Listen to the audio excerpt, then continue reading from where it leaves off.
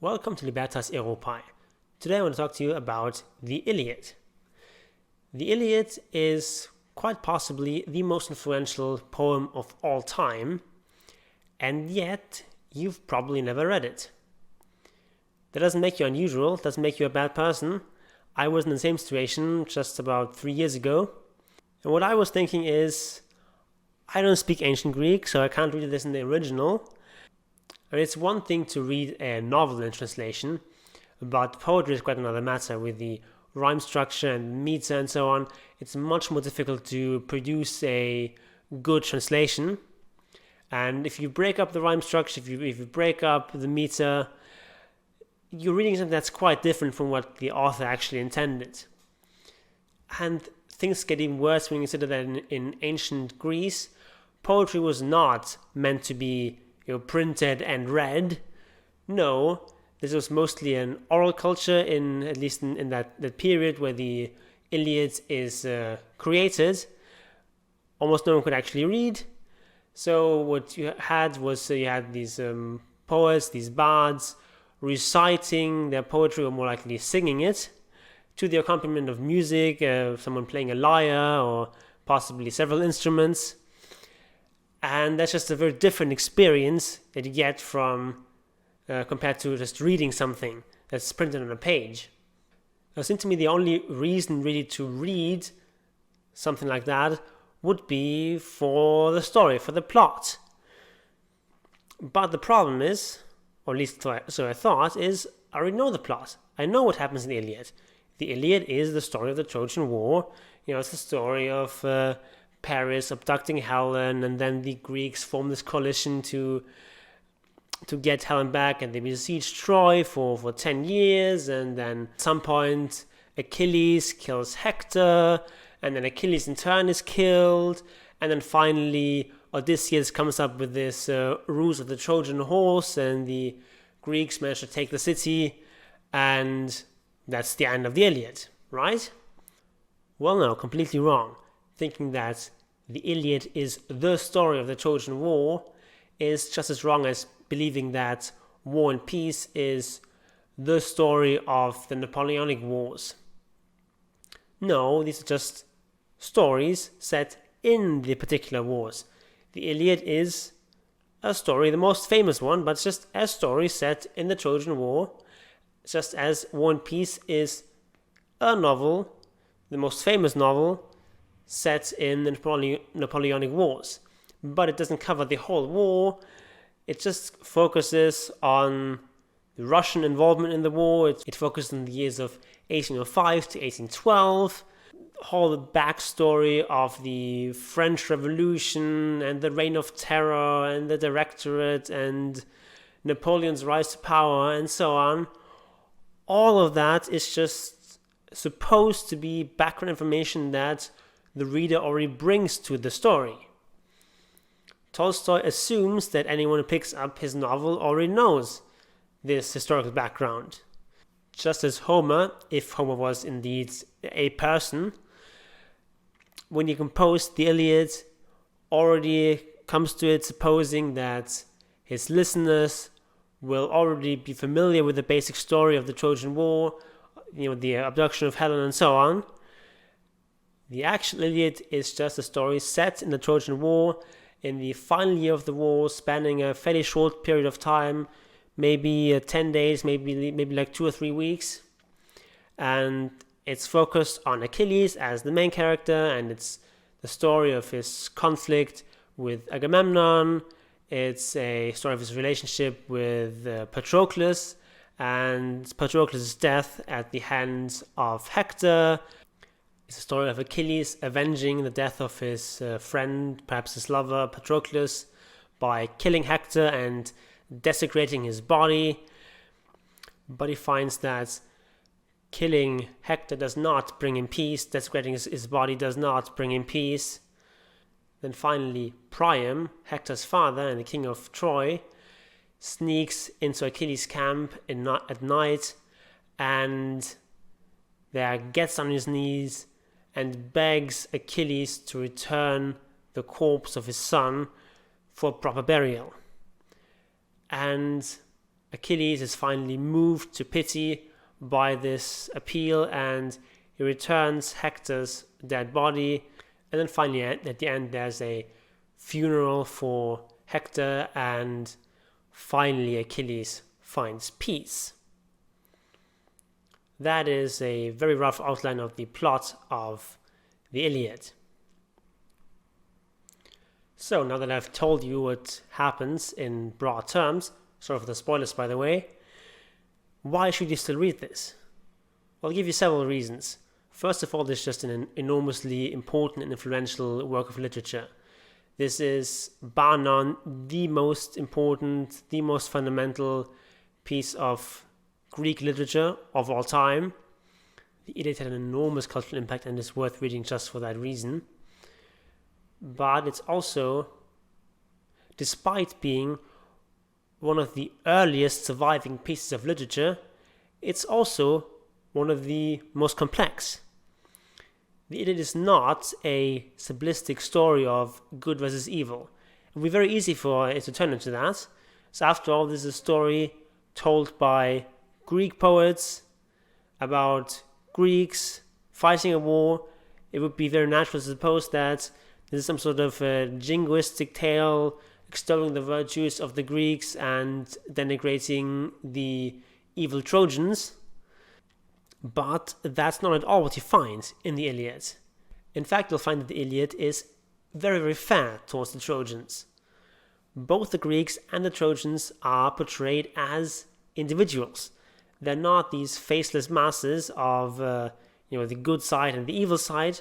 No, they're just individual men and women who are doing good things, noble things, ignoble things, bad things, depending on the circumstances. 2,700 years before Solzhenitsyn, Homer knew that the line dividing good and evil cuts through the hearts of every human being. And that's really something that you can see in every line of the poem. Characters like Achilles, Agamemnon, and Hector are not good or evil. They're just men feeling regular human thoughts. They're influenced by pride, by envy, by honor, by pity, by love, by the full range of human emotions. The world they live in is, of course, very different from our own, but we can still find ourselves in them. So, for example, when Achilles is deprived of his war prize, the slave girl Briseis, by Agamemnon, and then consequently refuses to fight and just stays in his tent, you could say, with the sort of moral indignation that a lot of people like to display these days, oh, slavery is wrong, Achilles is evil, he shouldn't be upset that he's losing the slave girl and he's very rapey and whatnot. Okay, you could say that, but of course that would be missing the point, imposing this sort of modern moral take on slavery onto this ancient poem. Because of course Homer took slavery for granted, because that's what most people did throughout most of history. So if we judge these characters by modern standards, of course all of them are going to be lacking. Just like a lot of things you are doing in everyday life will probably be condemned by people 2,800 years in the future when they're looking back at the 21st century. So it does make a lot of sense to judge this from a modern perspective. Instead, you have to try to develop some empathy with these characters and try to look at the world through their eyes. Even given that, you might say, okay, Achilles is still petty and disloyal and he's betraying his fatherland. But again, that would be anachronistic. In this period of Greek history, there is no Greek nation. Agamemnon is not the emperor of the Greeks. He's just a Greek king of a Greek city-state. So you have all these petty kings. Achilles is a king. He's king of the Myrmidons. He doesn't have any formal obligation towards Agamemnon. Agamemnon is not Achilles' king. He's just the leader of this coalition. And Achilles feels disrespected by Agamemnon. Achilles knows he's the strongest fighter, he's the bravest, he's the noblest of the Greeks, and he feels that his talents, his contribution, are just not being honored by Agamemnon. So he just says, I'm just going to stop fighting, and let's see how you do without me. And indeed, the Greeks do pretty poorly without Achilles.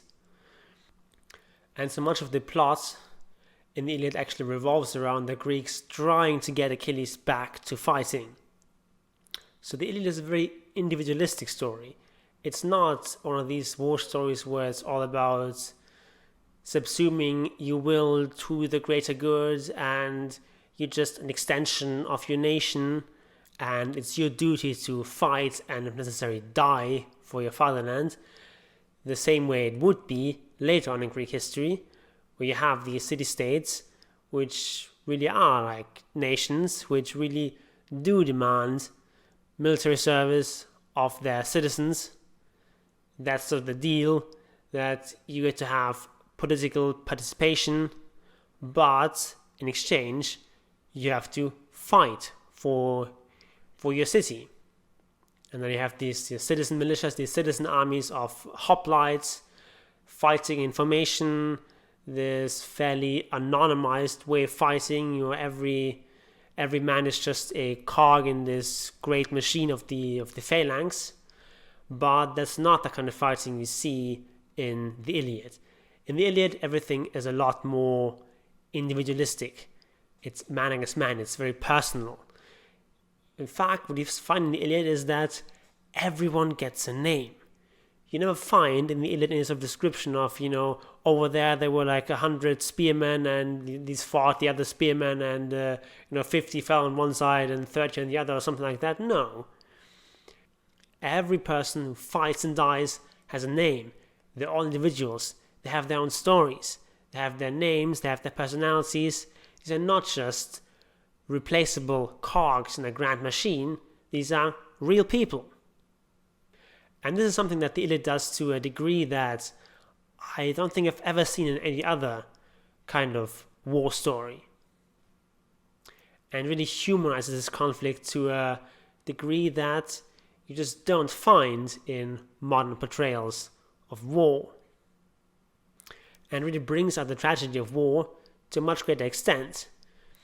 Because when you see hundreds or even thousands of orcs or elves or men being mowed down in the battlefield in Lord of the Rings films, you don't really feel much of anything. You don't really perceive them as people. They're just faceless extras who just get mowed down to make the battle look more epic or whatever. As Stalin is supposed to have said, although that quote is probably misattributed, a single death is a tragedy, a million deaths is a statistic. And what you find in the Iliad is not statistics. In the Iliad you find all these tragedies, all these single deaths. And that just brings out the tragedy and the horror of war a lot more effectively than in other war narratives. That's not to say that the Iliad is an anti-war story per se. Rather, it is a story that highlights the glory and the honor that can be won in war, but also shines a stark light on the tragedy.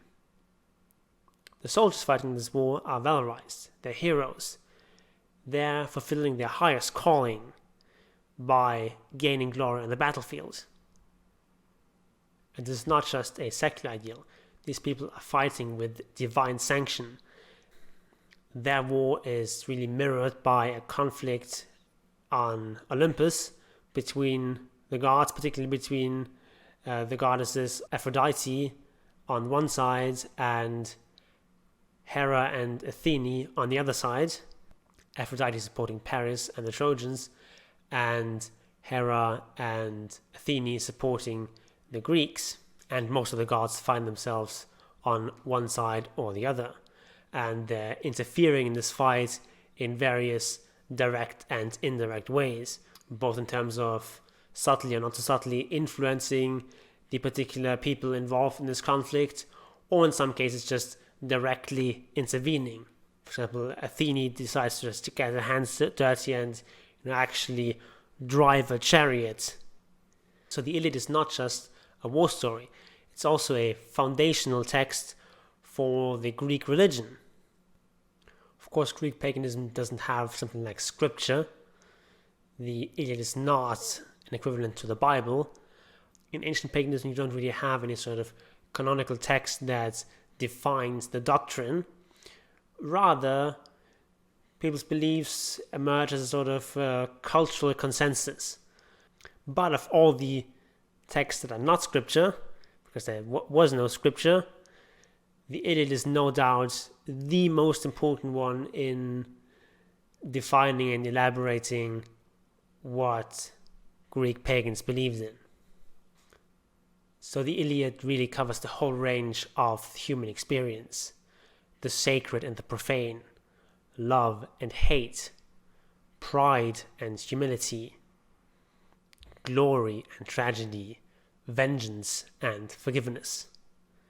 Out of this rich tapestry of human emotions, of human strengths and weaknesses, Homer weaves a story that has kept its power and its relevance more than 2,700 years later, and is a story that is still fascinating to this day.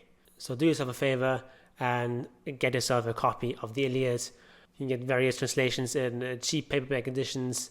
You can find free versions online of older translations that are in the public domain. You can find audiobook versions. It doesn't matter what format you find it in, but do yourself a favor and read the Iliad. But before you do so, give this video a thumbs up, subscribe to this channel, and I'll see you next time. Goodbye.